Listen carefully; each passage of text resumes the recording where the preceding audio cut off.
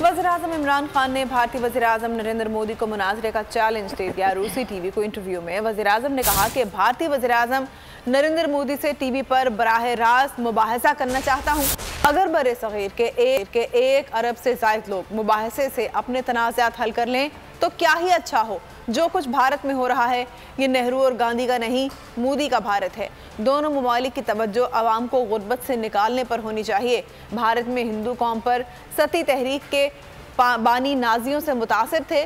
भारत में नस्ल परस्ती पर मबनी जुनूनी नजरिया मुसल्लत है। खातून मेज़बान ने कहा कि आरटी चैनल को ये मुबाहिसा कराने पर बहुत खुशी होगी। Debate with Narendra Modi on TV. I would love to talk. But you know, before we organize this debate, and by the way, Archie would be happy to moderate it, me personally. But it would be so good for over 1 billion people on the subcontinent if we can resolve our differences through a debate rather than through. That would be amazing. Subscribe करें और bell दबाएं ताकि कोई खबर रह न जाए।